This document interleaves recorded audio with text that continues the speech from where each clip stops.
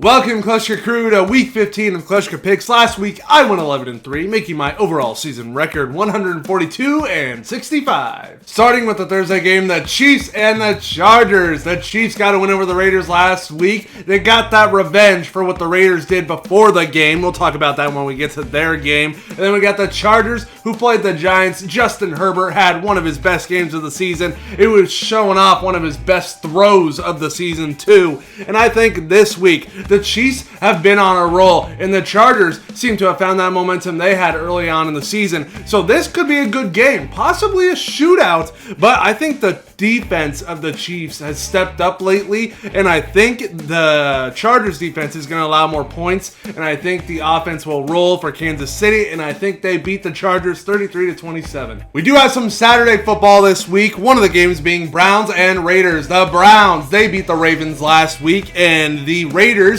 they decided to have their pre-game speech on the Chiefs logo, and then they were absolutely embarrassed, took an L. And the Browns, they're having COVID problems this week with their head coach, Baker Mayfield. So those are two big pieces, and I think the Raiders are going to rebound, especially with the Browns missing their quarterback. I think that we are going to see a different Raiders team this week. I think they will be less cocky and have to prove it with their talent on the field. So give me the Raiders beating the Browns 24-20. Colts and Patriots, both of these teams were on a bye week last week, so they're both well rested. We got Jonathan Taylor, maybe an MVP candidate for the Colts, and one of the top defenses for the Patriots. This is going to be a fun battle. I think the Colts are carried heavily by Jonathan Taylor, and obviously Bill Belichick is always looking for that one weapon to stop, and I think that's what he's going to do with Jonathan Taylor. That defense is going to shut down the offense of the Colts, in my opinion, and I think the Patriots beat them 27-20. Titans and the Steelers. The Titans had a very good win over the Jaguars. The defense was very impressive.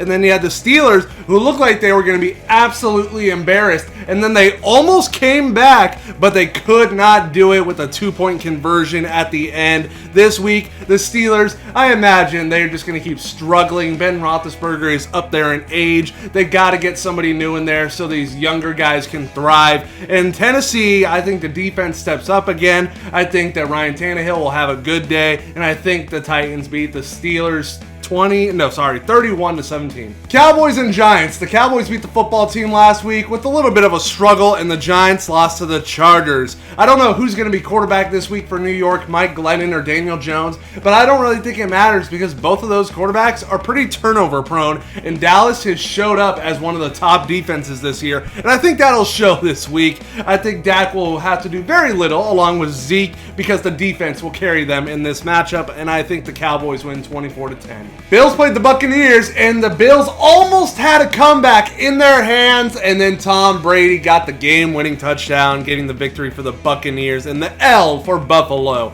I don't think we'll see Buffalo struggle against Carolina. Carolina is still trying to find its way, trying to find its quarterback, and the Bills are trying to swing back to the momentum they know they can have, and I think this is a good opportunity for them to do it. I think that the Bills will beat the Panthers 30-20. Cardinals and Lions. The Lions lost to the Broncos last week, and the Cardinals lost to the Rams, but they could have had a chance at a comeback. They were down 30-20, kicked the field goal, got the onside kick, and then Kyler Murray was running them downfield, and they had an opportunity to spike the ball and go for a Hail Mary. Could have been Hail Murray 2.0, but for some reason they ran a play with time running out, and Kyler got sacked.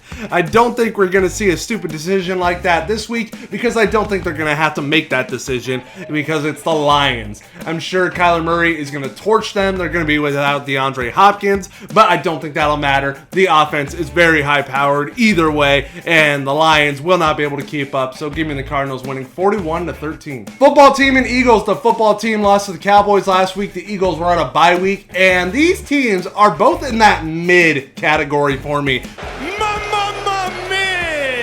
when it comes to their defenses, their offenses. They're kind of similar, and I think we're going to see Jalen Hurts get back on track. He had a bye week. I don't think we're going to see him struggle like we did a few weeks ago, and I think it's going to be a close one, but I do think because of Jalen Hurts and his ability, that's going to be the thing that gets them over the top in this matchup. So give me the Eagles winning 27-23. Jets and Dolphins. The Jets were ran all over by Alvin Kamara and Taysom Hill, taking a big L. And then you got the Dolphins, who are on a bye week. And the previous couple weeks, the Dolphins have been on a hot streak, and now they're playing the subpar Jets team. And I think that's going to continue for Miami. Look for Tua to succeed. Look for Jalen Waddle to possibly have a big game. And I think their offense is going to carry them against this poor Jets defense. And I think that the Dolphins win 24-16. Texans and Jaguars. Both of these teams lost last week. Houston lost to my Seahawks. Jacksonville looked terrible against the Titans. And does anybody really care about this matchup?